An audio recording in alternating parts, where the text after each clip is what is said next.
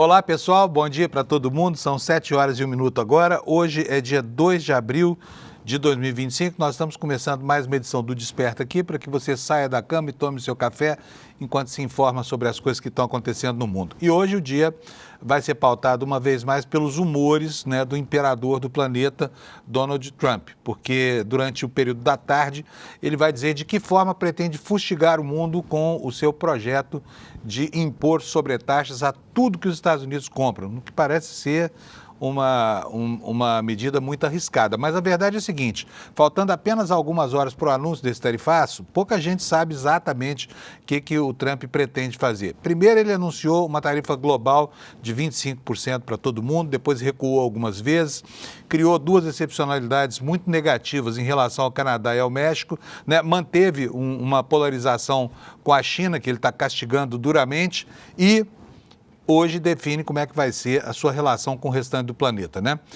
Espera-se de tudo, desde uma tarifa geral de 20% para todo mundo até uma tarifa de 25%, com negociação caso a caso, dependendo do país. Não se sabe também o que vai acontecer com o Brasil, mas o Brasil desde ontem tem uma lei nova que foi aprovada, quer dizer, ainda não está completamente aprovado porque falta votação pela Câmara. Mas ontem passou com muita facilidade pela Comissão de Assuntos Estratégicos do Senado em caráter terminativo e está prontinha para ser votada lá na Câmara. E essa lei diz que o Brasil deve aplicar medidas de reciprocidade quando for objeto de alguma ação como essa que Trump pretende mover contra o planeta, Então, hoje esse assunto deve estar completo, esse projeto é o PL 2028, que nós vamos dissecar daqui a pouco para vocês, e que foi anunciado para o país como se fosse um grande momento de coesão, entre oposição e governo. Na verdade, não é. Na verdade, não é. No bojo dessa história aí, a crise da sobretaxa foi usada como uma espécie de cavalo de Troia pelo agronegócio para conseguir medidas para fustigar os países que eventualmente adotarem medidas contra o Brasil na exportação de produtos do agronegócio. Vou mostrar isso para vocês durante o programa de hoje, tá bom? Temos também no cardápio de notícias do dia a crise diplomática entre Brasil e Paraguai, derivada do escândalo recentemente descoberto pelo UOL e confirmado pelo Itamaraty, de que a ABIN andou fazendo investigações secretas, famosa arapongagem sobre autoridades do Paraguai, durante as novas negociações para renovar o acordo que gere as relações entre os dois países no tocante à usina de Itaipu. Então, tudo isso está polvilhando aí o noticiário, está fervilhando. O dia hoje promete ser bastante quente, nós temos também aqui no campo na nossa seara das nossas contradições, nós temos o pedido de prisão do Léo Índio. O Léo Índio é aquele primo do Carluxo, que tem uma relação muito íntima com ele, que é uma das pessoas que estavam lá no dia do Badernaço, no dia 8 de janeiro lá em Brasília, fotografou, fez selfie, mandou mensagem para sua turma dizendo que estava lá quebrando tudo, e aí se pirulitou, foi parar na Argentina, onde não se sabe se efetivamente ainda continua. E olha, tem uma notícia para vocês vão adorar. Vocês sabiam que o bolsonarismo programou um boicote generalizado na Câmara para tentar encaçapar aí a pauta da anistia. Só que ontem mesmo deu errado, Deu chabu logo na saída, porque o PL entrou em obstrução com seus 91 deputados, mas não conseguiu brecar a aprovação de uma medida provisória do governo Lula, que aprova créditos orçamentários para alguns ministérios, no valor de quase R$1 bilhão. Então já deu errado, já deu chabu, A promessa de impedir todas as ações do parlamento foi por água abaixo e ficou aí demonstrado, pelo menos neste momento, que o PL sozinho não tem força nenhuma para parar o Congresso, inclusive impedindo a votação de assuntos de interesse do país, Deu errado. Sobre isso a gente vai discorrer durante o programa de hoje, na próxima hora cheia. Eu quero mostrar para vocês aqui, como eu faço todo santo dia, os destaques do nosso site, do site do ICL, iclnoticias.com.br, e você deve se acostumar a acessar esse site logo de manhã, porque aqui está uma visão panorâmica das informações do planeta, E o destaque hoje, nesse momento, é esse aqui que você está vendo aqui na tela. O Supremo está cobrando da Procuradoria-Geral da República explicações sobre informações que foram solicitadas às Big Techs sobre, especialmente a Lando Santos, né? As Big Techs questionaram o período das informações solicitadas e o Alexandre Garcia mandou a PGR perguntar à Polícia Federal por que ela fez esse pedido de informações. No destaque secundário, aqui no site do ICL, nós temos aqui, olha, governo Tarcísio autoriza edital para privatizar a gestão de mais 143 escolas em São Paulo. Quer dizer, o Tarcísio transformou mesmo a educação obrigatória imposta pela Constituição num negócio em São Paulo que, embora não se saiba ainda onde vai dar, é previsível, né? Porque, afinal de contas, educação e negócio são duas coisas que não combinam. Basta ver o que acontece a toda tentativa no Brasil de estabelecer concessões para a saúde pública. Nunca dá certo, sempre acaba mal. O que fala a notícia? O governo de São Paulo autoriza a publicação de um edital de licitação para transferir para a iniciativa privada a gestão de 143 escolas públicas do Estado. Autorização publicada no Diário Oficial da terça.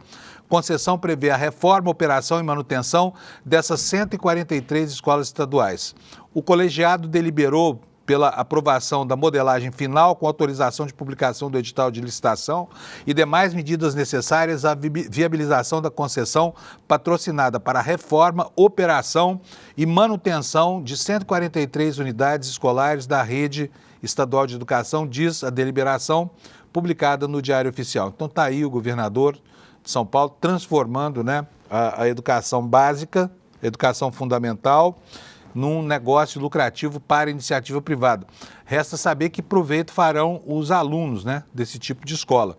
Eles juram lá que não vai haver interferência dessa gestão privada sobre o conteúdo programático das disciplinas. Mas isso é algo que nós vamos precisar, o futuro chegar para estabelecer com segurança, tá bom?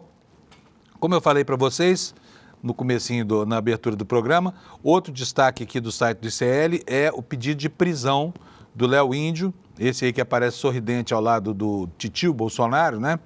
Que é um dos agitadores do 8 de setembro. A prisão foi pedida porque ele se mandou do Brasil, ele mesmo anunciou isso na internet. E o que é que diz aqui a informação? De que o procurador-geral Paulo Gonet pediu ao ministro Alexandre de Moraes a decretação da prisão preventiva de Léo Índio. Na última quarta-feira, ele anunciou que estava na Argentina. Apareceu num vídeo ao lado de um corretor condenado pelo Supremo Tribunal Federal. Gilberto Ackerman está foragido lá na Argentina desde abril de 2024. O UOL havia mostrado isso algumas semanas atrás. E aí, aspas aqui para esse pedido da Procuradoria-Geral da República. Ao se evadir para a Argentina, Leonardo Rodrigues de Jesus deliberadamente descumpriu medida cautelar alternativa à prisão, a evidenciar a sua insuficiência, o descaso com a aplicação da lei penal e o desrespeito às decisões emanadas pelo Supremo Tribunal Federal. É o que diz aqui esse destaque do ICL. Voltando aqui para a primeira página, né? Nós temos aqui para você, eu não vou entrar em detalhes sobre isso, mas nós temos aqui um destaque, é uma matéria de reconstituição da história, comparando o ambiente do golpe de 2022-2023 com o golpe de 64. Está super boa essa reportagem, tudo isso você encontra aqui no site do ICL. Antes de continuar, deixa eu chamar meu amigo Alex aqui. Bom dia, Alex, tudo bem? Bom dia, Panunzio, bom dia, chat, como vocês estão? Maravilha. E aí, Alex, que tivemos ontem uma partida aí em que tomamos uma traulitada na Libertadores, o que aconteceu? Sim, foi Fortaleza e Racing, jogo de abertura da Libertadores para os times brasileiros, e tomamos uns sonoros 3-0 para o time argentino. O Fortaleza tomou do Racing, né? Isso, jogando em casa, levou esse sarrafo. Foi incrível, porque o time do Racing também está com um time muito bom. Alex, eu vou estabelecer um desafio para você, tá? Sim. Vamos ver se até o final da edição você consegue me explicar por que os argentinos gostam tanto de nomes anglicanos, né? De nomes em inglês para os seus times e estádio de futebol. Você consegue me explicar isso assim de bate-ponto ou vai ter que pesquisar? Eu acho que vou ter que pesquisar isso aí. Tá bom. Então vai atrás porque eu quero muito entender por que esse Racing chama Racing e Companhia Limitada, tá bom? Ok, tudo bem. Bom dia para nós, Alex. Bom programa, né? Gente, vamos falar da meteorologia rapidamente aqui. Olha, o mapa hoje dos alertas do Instituto Nacional de Meteorologia está aí, como você vê, essa faixa amarela vai lá do nortão do país, contornando as fronteiras até o extremo sul, e todos os alertas são alertas de chuvarada. né? Portanto, quem mora nesses estados aí que estão marcados em amarelo deve tomar todo o cuidado, né? Especialmente os gaúchos, porque só aqui no Rio Grande do Sul, olha, há 3 alertas de tempestade, sendo que no norte do estado, pegando também uma parte do sul do estado de Santa Catarina, o alerta é de tempestade. Então, gauchadas, se preparem, os catarinenses também, porque vem muita chuva por aí ao longo do dia de hoje, tá?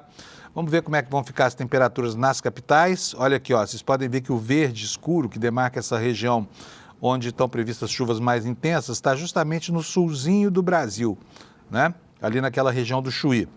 Bom, vamos lá. Porto Alegre vai ter 28 graus de máxima, muitas nuvens. Florianópolis a mesma coisa, Curitiba 29, São Paulo mais quente com 30 graus, Rio de Janeiro com 32, Vitória com 31, Minas Gerais, Belo Horizonte 30 graus de temperatura, Brasília 29, poucas nuvens lá em Brasília, o pessoal já se despedindo das chuvas desse ano, né? Vão sentir saudade, hein? Goiânia, 35 graus, Goiânia volta a ser aquele velho e bom inferno incrustado lá, né, na vizinhança de Brasília. Campo Grande terá 31, Cuiabá 31, ou seja, está mais quente em Goiânia do que em Cuiabá, hein? O pessoal de Goiânia pode tirar a camiseta regata do armário. Porto Velho vai ter 29 graus, Rio Branco 33, Boa Vista 37, 37 em Boa Vista fazendo as pazes com calor. Manaus 33 graus, em Macapá nós vamos ter 33, Belém do Pará também 33, São Luís 31, Teresina 32, Fortaleza 30 graus e as capitais do Nordeste, como acontece todo dia, com temperatura variando entre 30 e 32 graus, tá bom? Salvador com 32 está entre as mais quentes. E aí o que vai acontecer no clima do Brasil? Agora Panuso? vamos passar... Sim, Alex, diga. Eu consegui a informação que você me perguntou. Já? Mas Sim. que rápido. Eu tenho certeza que você foi se aconselhar com o ChatGPT, foi isso? Não, com o Google. Ah, com o Google, tá bom. Isso. Então diz, o que diz o nosso guru Google sobre os nomes em inglês do futebol argentino? Então, diz que a presença de nomes ingleses no futebol argentino remete à forte influência britânica na história do país, especialmente no futebol, onde a língua e os costumes ingleses foram adotados por muitos clubes como River Plate, Boca Juniors e Racing. E a pronúncia é uma pronúncia latina mesmo, né? Racing. Sim, Faltava dizer River Plate, né? River Plate. Tá bom, gente. Olha aí, ó. Alex também é cultura, hein? Deciframos o segredo dos nomes dos times de futebol. E rapidamente. Rapidamente. Muito bem. Obrigado, Alex. Obrigado pela rapidez, tá? Agora vocês já estão sabendo, né, gente? Porque tem tanta coisa em inglês lá na... Engraçado que a fonética é completamente portenha, né? Por falar em Argentina, vamos mostrar hoje, pela primeira vez na vida aqui, notícias do Paraguai. Por que eu estou fazendo isso? Por que a gente resolveu botar o Paraguai aqui? Porque o Paraguai está às turras com o Brasil por causa desse escândalo de espionagem, né?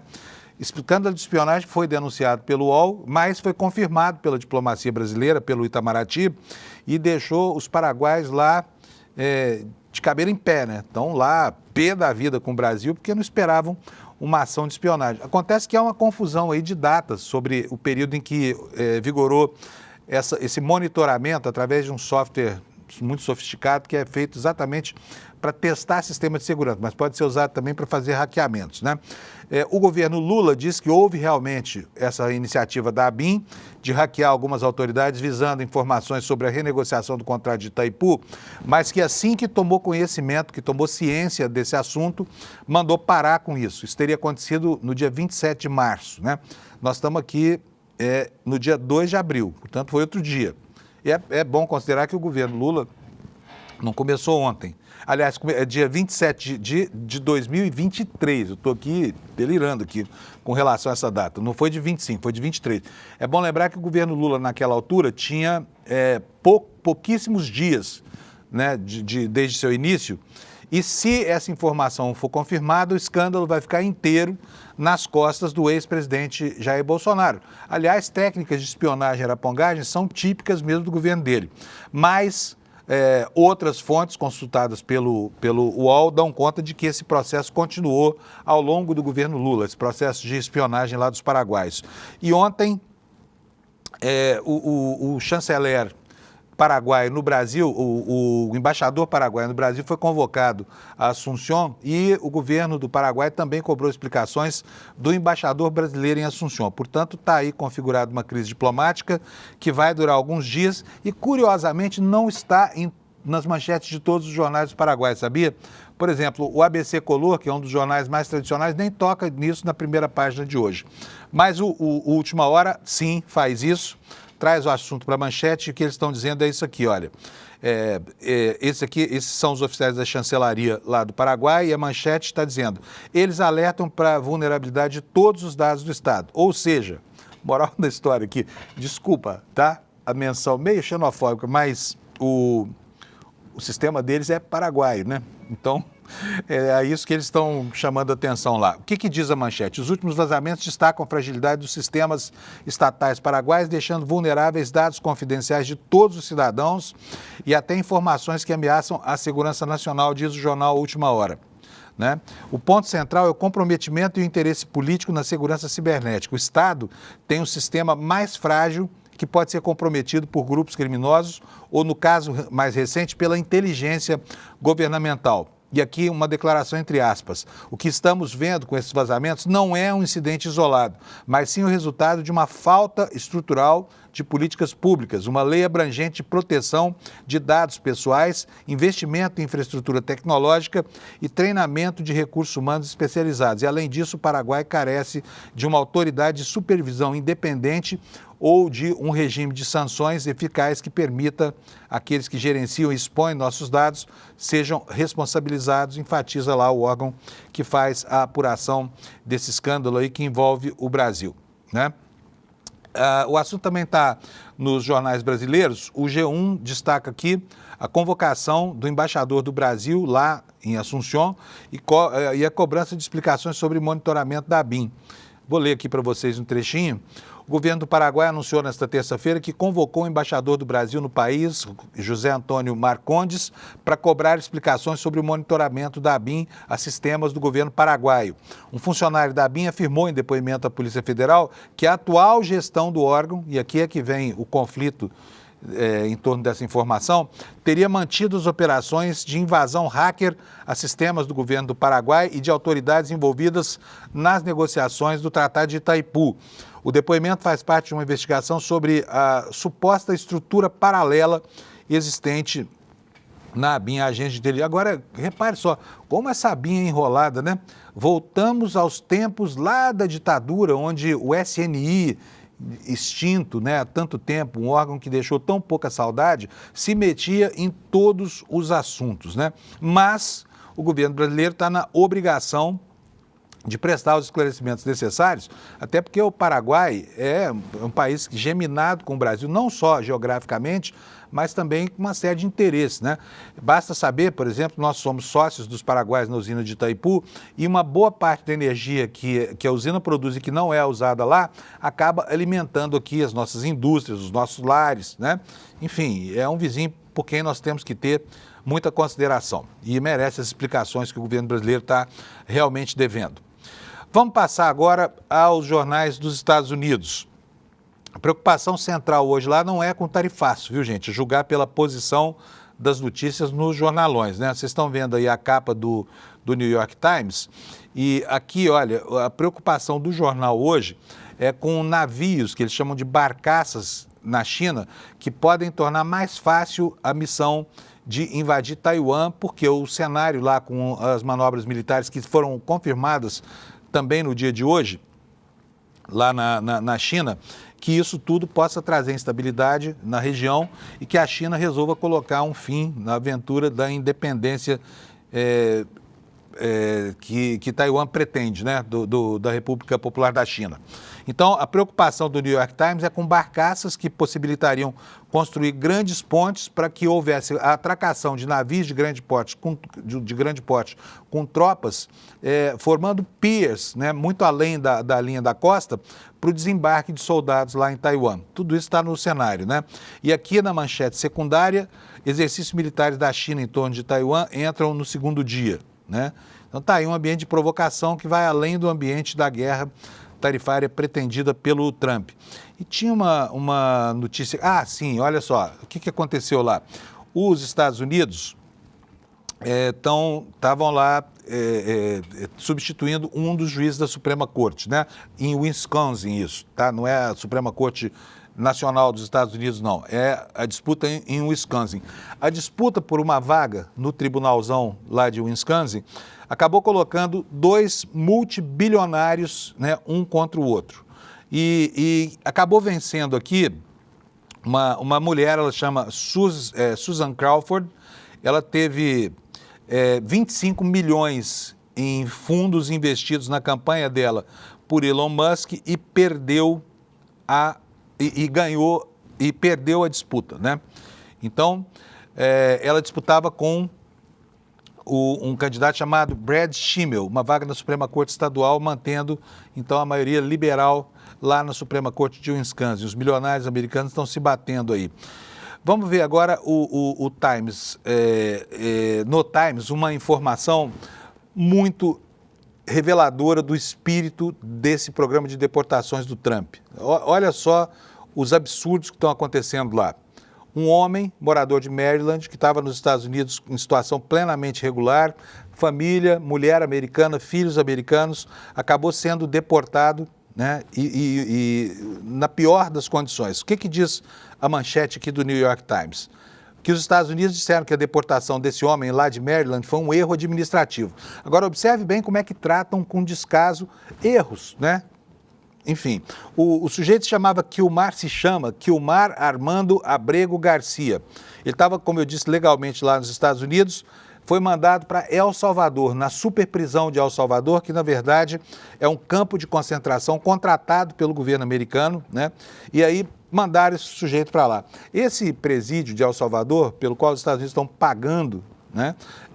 Na verdade, deve ser uma coisa horrorosa, deve ser um inferno em vida, porque há informações de que as celas têm até 70 pessoas, não há colchonetes, por exemplo, não há nada, é super desumano.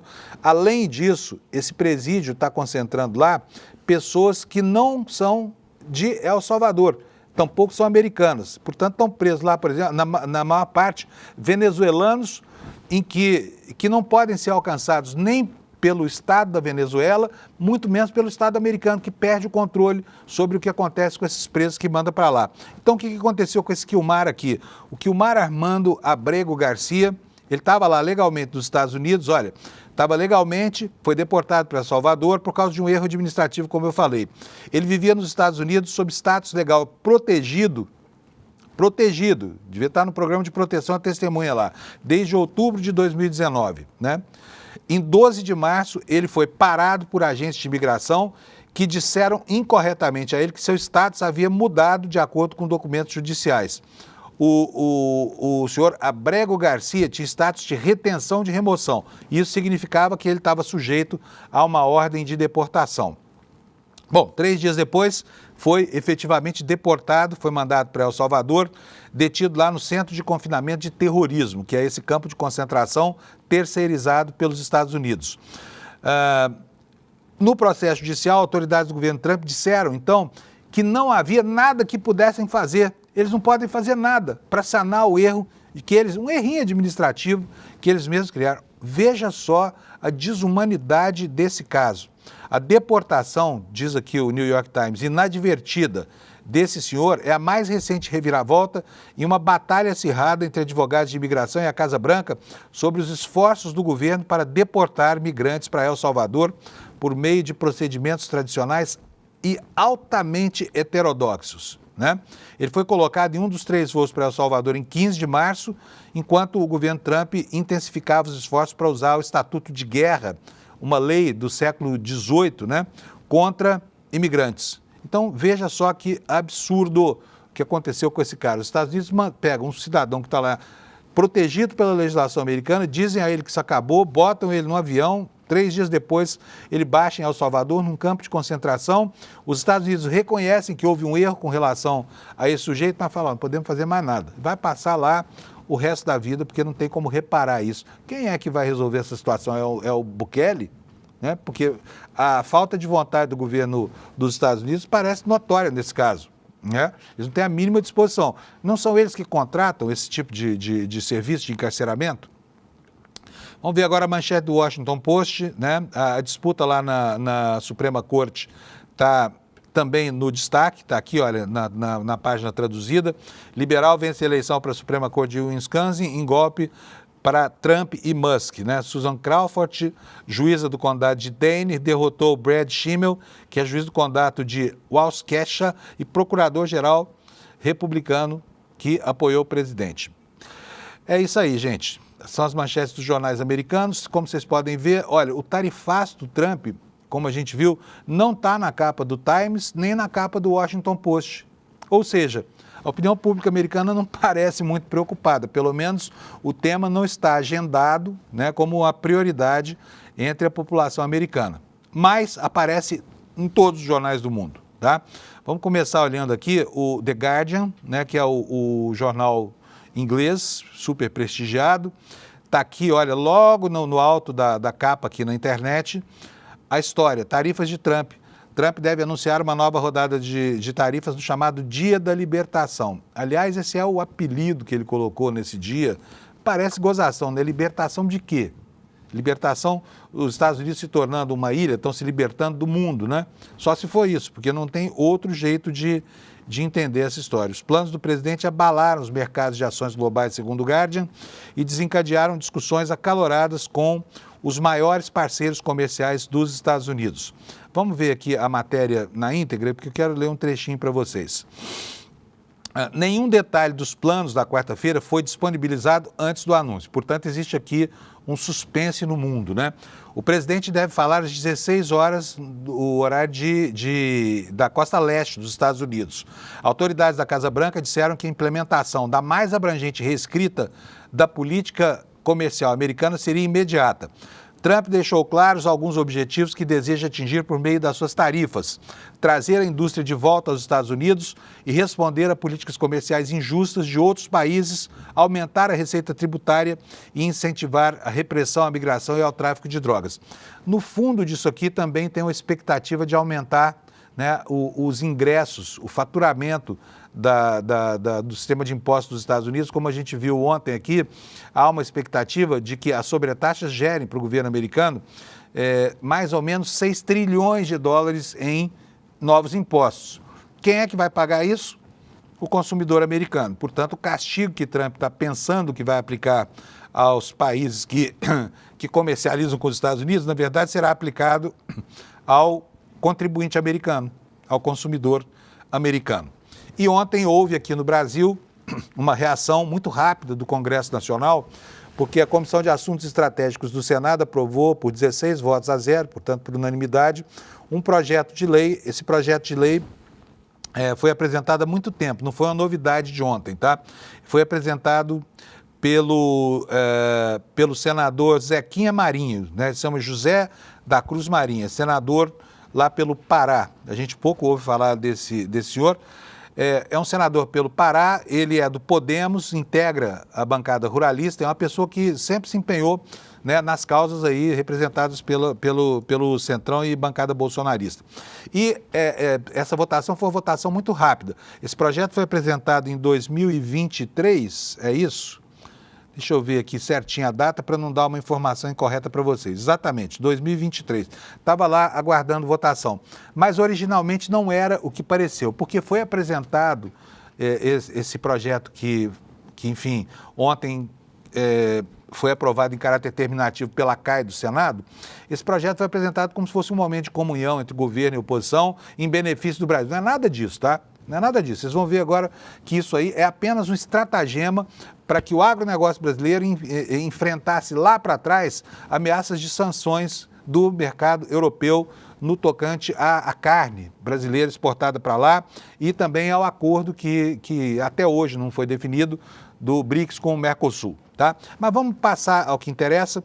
Eu quero mostrar para vocês uma pequena fala de um dos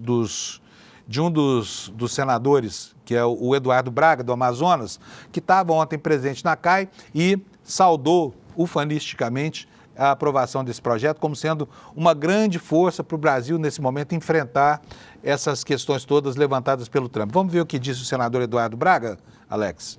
Mais nada menos estamos fazendo do que proteger os nossos direitos, ou seja, o direito dos produtos brasileiros terem as suas negociações recíprocas respeitadas. E a partir do momento que nos desrespeitem, aí sim o governo brasileiro passa a ter instrumentos para poder reagir. Bom, agora vamos entender isso, tá? Vamos entender isso, que é para a gente não cometer aqui um erro de avaliação. O que se diz por aí é que houve, como eu falei, uma comunhão entre governo e bancada ruralista, portanto, entre polos antagônicos aí no espectro ideológico, em benefício, né, das salvaguardas brasileiras. Foi nada disso. Vou mostrar para vocês esse projeto. Ele nasceu como PL. Pode botar na tela, por favor, Alex? Como projeto 2088, lá de 2023, como eu disse antes, né, instituindo uma autopropalada aqui, Política Nacional sobre Mudanças do Clima. E o que é que dizia na sua justificativa esse projeto de lei? Falava isso aí que você está vendo na tela, olha. Na Europa, que já caminha para a imposição de verdadeiras barreiras comerciais não tarifárias à importação de produtos brasileiros, e aqui eu lembro do episódio da carne brasileira, né? O que se vê é a continuidade da depredação ambiental, apesar do discurso agroecológico. Lá foram liberados cultivos agrícolas, mesmo em áreas de preservação. O cumprimento de todas as normas ambientais, tributárias e sociais acarreta significativo aumento de custos da produção, resultando em uma notável redução de competitividade. E aí fala que o Brasil deve cobrar da Europa as mesmas coisas que a Europa cobra do Brasil e que, portanto, por exemplo, a gente não poderia importar produtos de um país que, ao invés de 30 metros, né, de mata de galeria nos rios, impõe limite só de 5 metros, tá?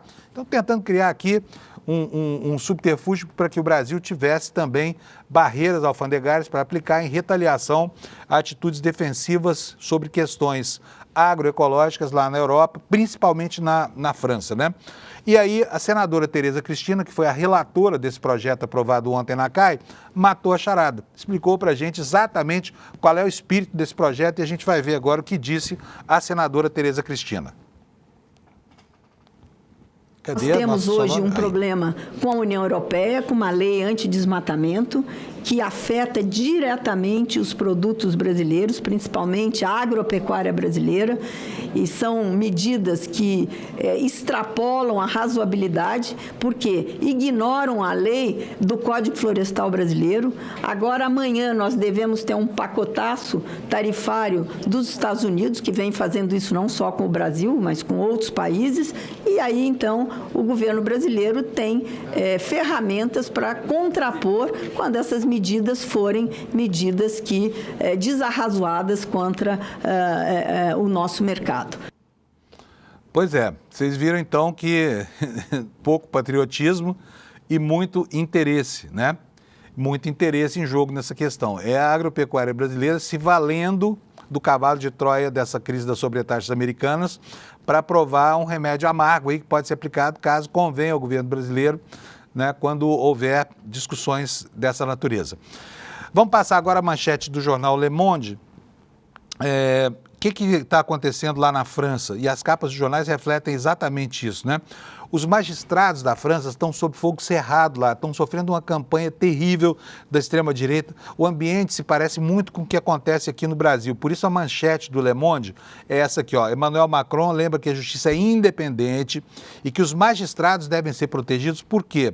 Porque lá a coisa passou para o campo da ameaça pessoal contra os juízes. Tem juiz lá sendo ameaçado de morte, enfim. A extrema-direita francesa parece seguir o mesmo figurino do que acontece aqui no Brasil, torpedeando os juízes por causa da condenação de Marine Le Pen, né? Aqui na chamada do jornal, diz que o chefe de Estado afirmou no Conselho de Ministros que todos os litigantes têm direito de recorrer, né? E que as polêmicas que envolvem decisões judiciais devem ser resolvidas pelo próprio judiciário.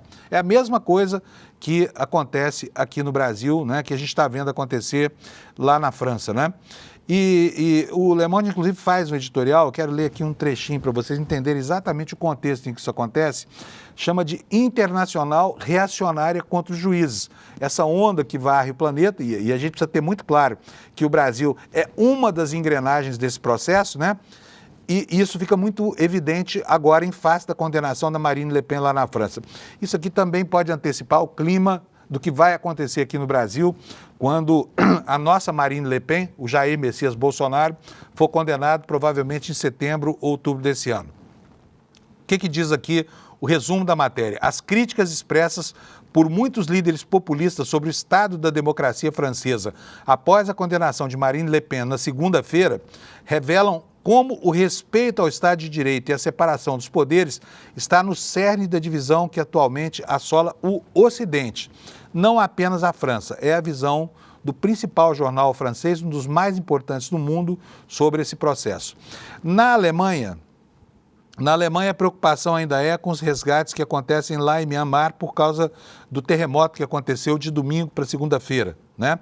Então está aqui a capa do jornal Deutsche Welle, da Alemanha. A gente vê fotos aí dos resgatistas ainda correndo contra o tempo, né? E, enfim, houve uma tentativa de parar esses trabalhos lá, mas essa trégua foi recusada, né? E aqui a manchete secundária, né? Foi colocada agora há pouco. Estados Unidos, o Trump deve anunciar tarifas globais abrangentes, também está no cerne da preocupação dos jornais de todo mundo, menos nos Estados Unidos, né? Bom, vamos voltar a falar sobre o Congresso? O que aconteceu lá ontem? Nós já falamos que o Congresso do Senado deu ao governo brasileiro, muito rapidamente ontem, uma arma para enfrentar as sobretaxas do Trump, né? Mas o bolsonarismo ameaçou paralisar tudo. Olha, não vamos fazer nada na Câmara, a menos que a gente consiga encaçapar aí o projeto da anistia. Só que a oposição fracassou nesse boicote, tá? Está na capa do site Revista Fórum: obstrução de bolsonaristas por anistia fracassa e a Câmara aprova uma medida provisória do governo Lula, né? O sonho golpista de uma anistia para os crimes do Bolsonaro está cada vez mais distante, foi uma declaração do Lindeberg Farias, que é o líder do governo. A matéria diz o seguinte: olha, os 92 parlamentares da bancada do PL, a maior da Câmara, aliados a outros deputados da oposição, deram início a uma obstrução que visava paralisar todos os trabalhos da Casa até que o projeto da anistia fosse colocado em votação.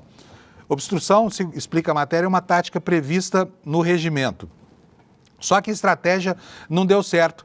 Apesar de ter conseguido obstruir os trabalhos de algumas comissões, a oposição fracassou porque tentou impedir a votação em plenário de uma medida provisória do governo Lula que abre um crédito extraordinário de 938 milhões de reais para os ministérios financiarem medidas de combate a queimadas. A medida provisória não só foi votada, como foi aprovada por 317 votos, com apenas 92 ao contrário. Não por acaso, 92 é o tamanho da bancada do PL. Não sei se exatamente só parlamentares do PL votaram contra, mas o número é sintomático, né? E a matéria da Revista Fórum diz que o Lindeberg Farias, líder do governo, diz que com o fracasso da obstrução e aprovação da MP, o sonho dos bolsonaristas de anistiar os golpistas e beneficiar Bolsonaro, que é réu no Supremo Tribunal Federal, fica mais distante. Então, alvíceras, né? Tomara que o Hugo Mota tenha interpretado desta mesma forma isso que está acontecendo lá, porque a ameaça é muito grande. Agora eu vou mostrar uma curiosidade para vocês. Enquanto a Câmara debate esse boicote todo, sabe o que a Comissão de Educação do Senado aprovou ontem? Uma matéria super importante. Transformou o dia 14 de março, se não me falha a memória aqui, no Dia Nacional do Brega. Dia Nacional do Brega. Pode isso? Vamos ver uma sonorinha de dois parlamentares importantes lá, um de Pernambuco, outro do Ceará, sobre o que aconteceu aí. Põe para mim, Alex, por favor. O brega é cultura, o brega é resistência, o brega é Brasil e agora o Brasil tem o Dia Nacional do Brega. Por tudo isso, reconhecer o Dia Nacional do Brega é reconhecer o Brasil profundo, apaixonado e contraditório que existe em todos nós. Super importante, né? O Brasil agora tem o Dia Nacional do Brega. E a data a ser comemorada, essa efeméride aí, é o dia do aniversário do Amado Batista, tá? Que é o maior cantor de brega do país. Então transformaram o aniversário do Amado Batista no Dia Nacional do Brega, né? Voltando aqui para os assuntos sérios, vamos falar agora sobre o noticiário aqui no Brasil. Nós já vimos jornalões estrangeiros aí e nós tivemos ontem a divulgação da pesquisa Genial Quest. Isso está na capa do jornal O Globo de hoje. Entrou agora há pouco aqui, porque a manchete era outra. Trocaram aqui, mas eu vou mostrar para vocês do que trata essa pesquisa aqui. A aprovação Lula derrete na base, chega a empate técnico com desaprovação no Nordeste. Diz aqui a matéria do jornal O Globo, que tem muito de torcida aqui, tá? E vou mostrar para vocês o porquê que isso acontece, por que eu estou falando que o Globo está torcendo. Olha, tá aí na tela de vocês. Vou colocar aqui em tela cheia, mas vou voltar. Deixa eu ver, é isso mesmo. Começa com esse slide aqui. Como é que está a avaliação do governo Lula? 49,6% dos entrevistados da Genial Quest, e é importante ressaltar que esse instituto é um instituto muito bem reputado, pelo menos lá enfim, ele tem feito boas análises, né? Não tem destoado tanto assim da percepção da realidade. Então não se pode acusar de manipular nada. Tá aqui, olha, a avaliação do governo Lula para 49,6% da população é ruim ou péssima. E 37,4% dizem que o governo é ótimo ou bom, ficando 12,5% com a opinião de que o governo Lula é regular. Muito pouca gente não tem opinião sobre isso, só 0,5% dos entrevistados, tá? Vamos lá então para o próximo quadro. A avaliação do governo Lula. Vocês podem ver aí que a tal boca de jacaré, né, que é aquele gráfico em que as duas curvas vão se dissociando, parou de abrir, o que é um sinal bom, mas não significa que a situação está boa para o Lula, porque a avaliação dele ainda é uma avaliação muito desfavorável, 49,6%, como eu disse, de ruim e péssimo, 37,4% só por ótimo bom e 12% de regular.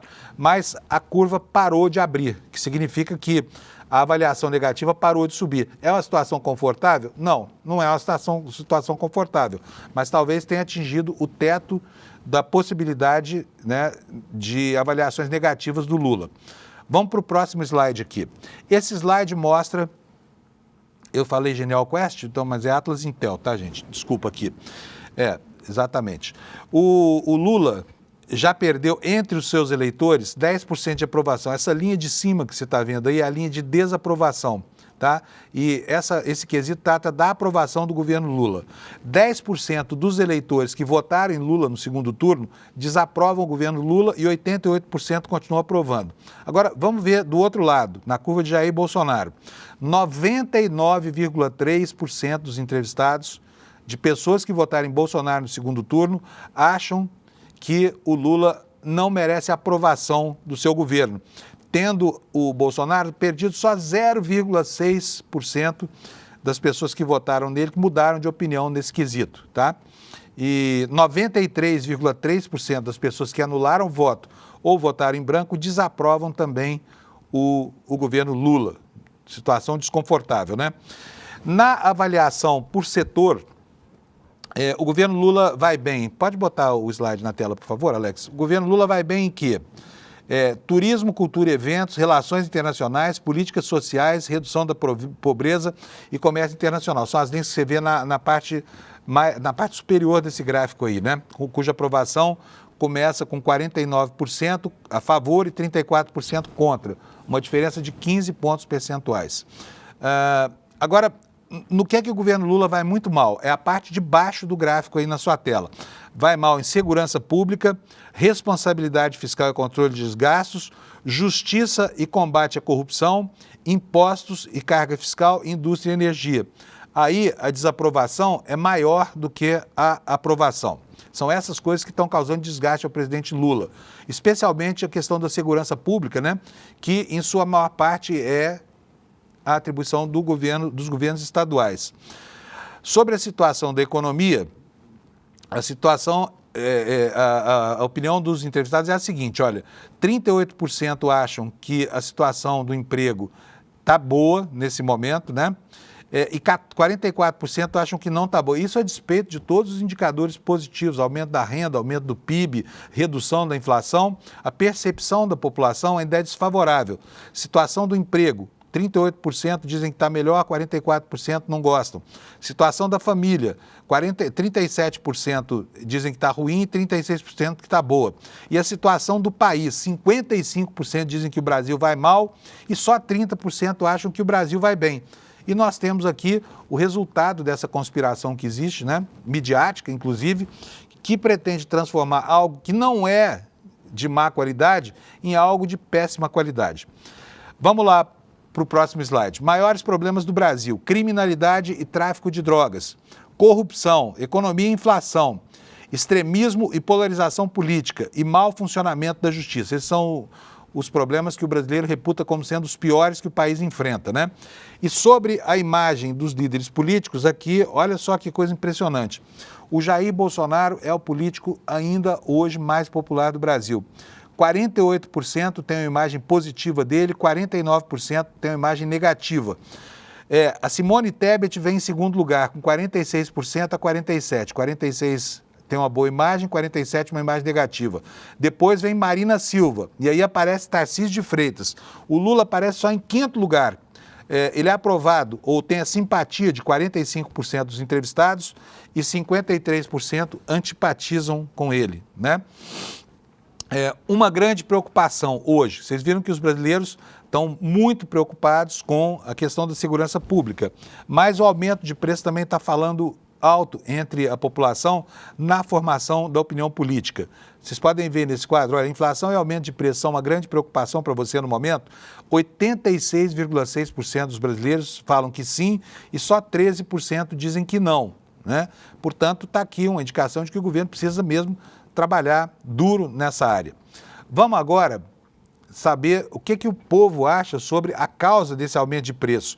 E a maior parte, 56,9%, quase 57%, quase 2/3, né, dos entrevistados, acham que há falhas na política econômica do governo.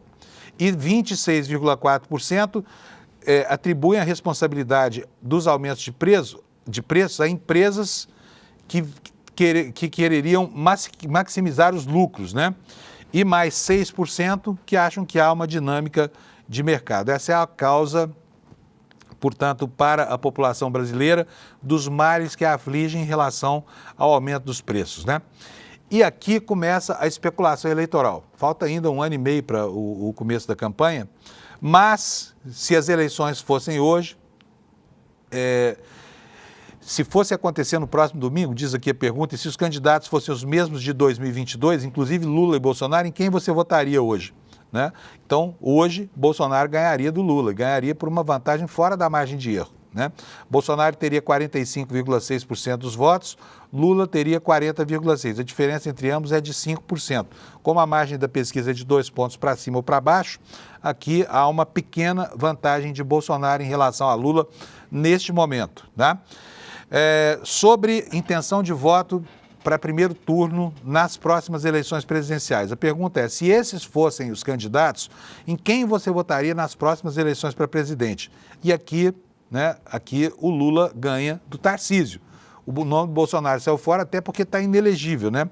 Lula teria 41,7% dos votos, o Tarcísio viria em segundo lugar com 33,9%, em terceiro lugar, brancos e nulos, e o Pablo Marçal aparece aqui com 5,4%. O bom é ver o Ronaldo Caiado com 3,8% apenas das preferências aqui, atrás do Pablo Marçal.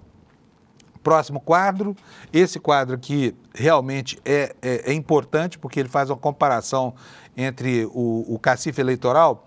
Está aqui, olha, se em um eventual segundo turno, nas próximas eleições para presidente da República em 2026, como você votaria em cada um dos seguintes cenários? Se a disputa fosse entre Tarcísio e Lula, Lula perderia por 1 ponto para Tarcísio. Como a pesquisa tem 2 pontos de margem de erro, há um empate técnico aqui com vantagem para Tarcísio, ficaria 47 para ele, 46 para o Lula. Bolsonaro também venceria Lula com uma vantagem pequena, de 2 pontos, portanto, dentro da margem de erro. E o Pablo Marçal, gente, o Pablo Marçal seria o que se sairia... Incrível isso aqui. Pobre país. O que nós vamos enfrentar em 2026, se o cenário não mudar? Teríamos Pablo Marçal vencendo Lula no segundo turno por 51 a 46. Quem é que perderia para Lula? Perderiam Ronaldo Caiado, Eduardo Leite e principalmente Romeu Zema, que ainda acha que vai ser candidato a presidente da República pelo Partido Novo com vantagem, com possibilidade de chegar a vencer, como se fosse um candidato super viável. Então é esse aí o quadro. Olha, Lula hoje perderia para Tarcísio, Bolsonaro, Pablo Marçal, tá? Por uma pequena margem.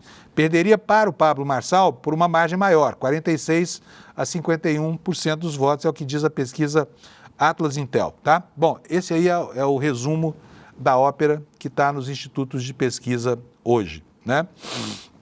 Ainda falando sobre a guerra comercial, ela é objeto de uma matéria na capa do jornal Valor Econômico, que é o principal periódico brasileiro sobre economia, e aqui a avaliação dos custos que essa guerra teria. Olha, a guerra comercial global poderá custar 1 trilhão e 400 bilhões de dólares, né? E aqui há uma série de outras reportagens no Valor Econômico afirmando que o tarifaço pode representar uma oportunidade para o Brasil. Vamos ver o que é exatamente isso, onde é que o Valor vê oportunidade, que as pessoas veem apenas problemas. Deixa eu ver se eu consigo abrir a matéria aqui para ler para vocês. Vamos ver aqui, o site do Valor está instável, talvez eu não consiga. Vou passar para outro assunto, depois se a página abrir aqui, eu leio para vocês, tá bom? Vocês estão sabendo da negociação escandalosa do BRB com o Banco Master, né? Pois isso ganhou as manchetes dos jornais e está hoje na capa do Valor Econômico, finalmente aqui o jornalão falando disso, né?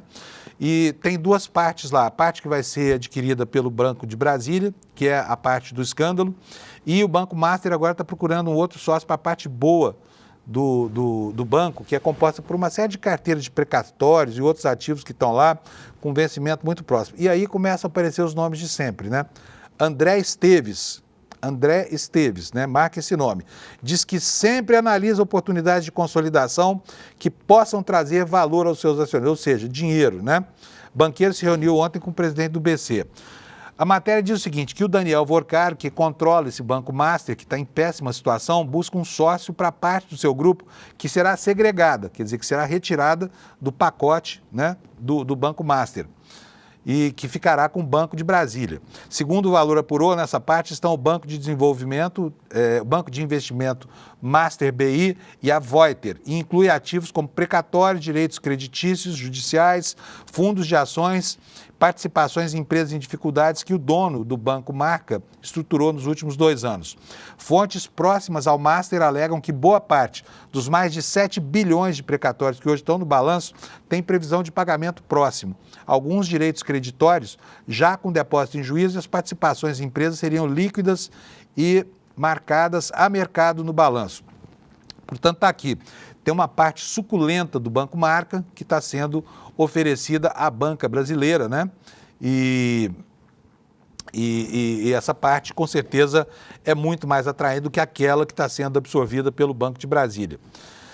Bom, gente, vamos passar para outros assuntos. Eu prometi para vocês que eu leria aqui a matéria do Valor Econômico sobre a Revolução. Quero ver onde é que o jornal achou vantagem nessa história toda aqui. Então, vou voltar aqui para a matéria, porque finalmente abriu a página aqui do Valor.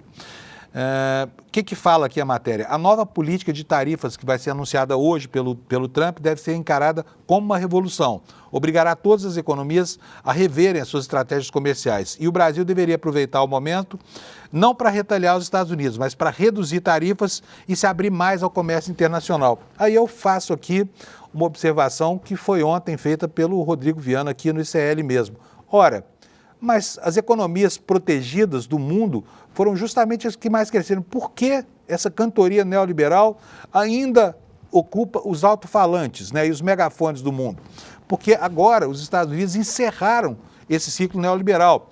O que o Trump está fazendo? Está sepultando o discurso liberal ali que fala que deve se abrir tudo. O que ele está fazendo? Está super protegendo a economia americana.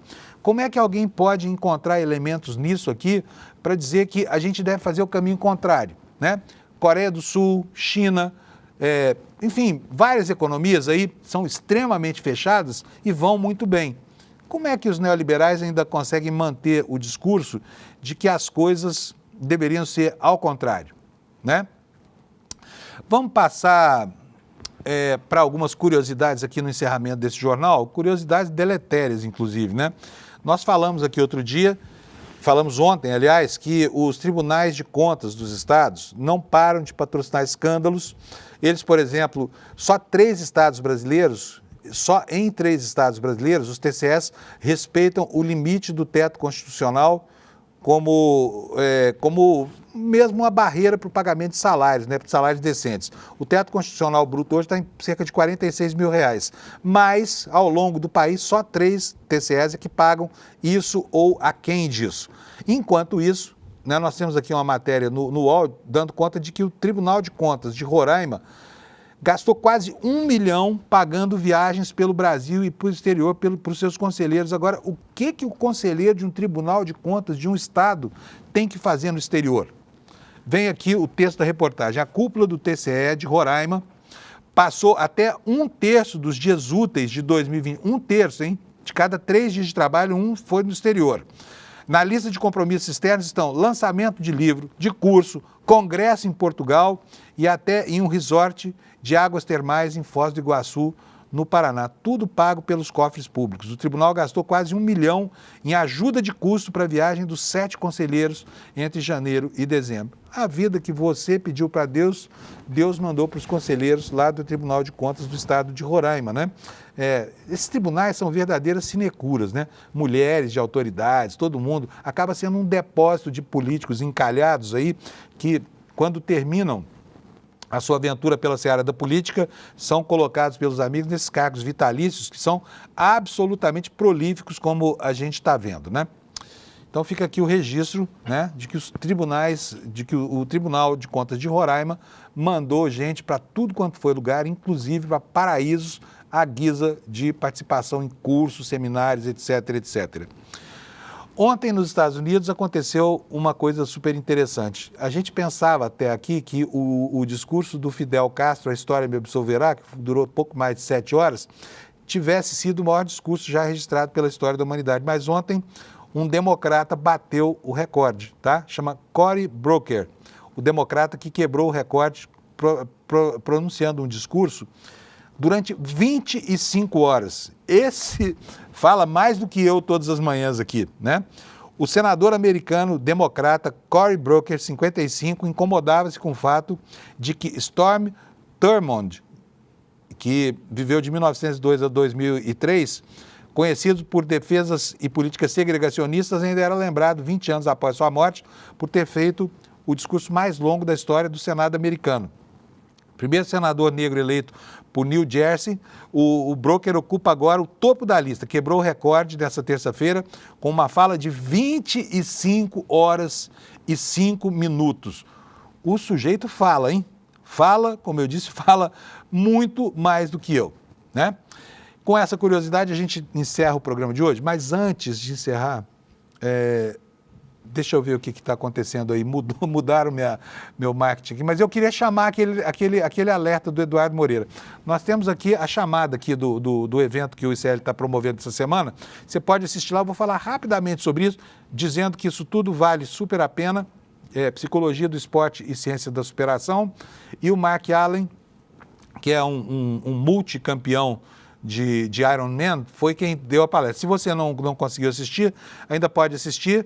Você vai hoje vai ter uma reprise ao vivo, está me avisando aqui o Alex, é isso? Vai ter uma reprise ao vivo às 8 horas da noite. Você pode, então, fazer a reserva do seu ingresso. Cadê o link para nós? Não tem link?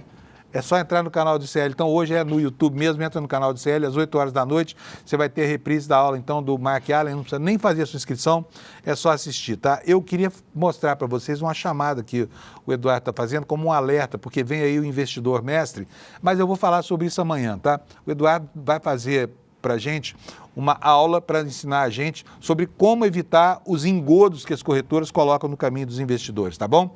Mas eu falo sobre isso amanhã. Um abração para você, uma boa quarta-feira, a gente se encontra aqui amanhã às 7 da manhã. Tchau! Recorde, o maior de todos os tempos. Infelizmente, a notícia é ruim. Nunca deram tantos golpes financeiros como as pessoas estão dando agora. Com o avanço da inteligência artificial, isso tende a ficar cada vez pior. Alguns dos maiores bancos e corretoras do Brasil também estão sendo processados por venderem coisas que prejudicam os investidores sem explicar para eles os riscos que eles estão correndo. Só tem uma maneira de se defender disso: aprendendo como funciona o mundo dos investimentos. O problema é que quando as pessoas ensinam isso, ensinam de uma maneira complicada, difícil, chata, e aí só tem uma maneira de você resolver isso. É fazer a aula que eu preparei para vocês no dia 15 de abril, uma terça-feira, às 8 horas da noite. Tudo que você precisa saber para investir. Uma aula rápida, divertida e prática. Todo mundo na sua casa vai entender aquilo que achou que nunca entenderia sobre investimentos. Mas melhor do que isso, vai conseguir colocar em prática. Não perde essa aula não. A próxima notícia boa é a seguinte: é de graça participar. Clica aqui no botão e você em poucos segundos vai estar inscrito nessa aula. Dia 15 a gente se vê.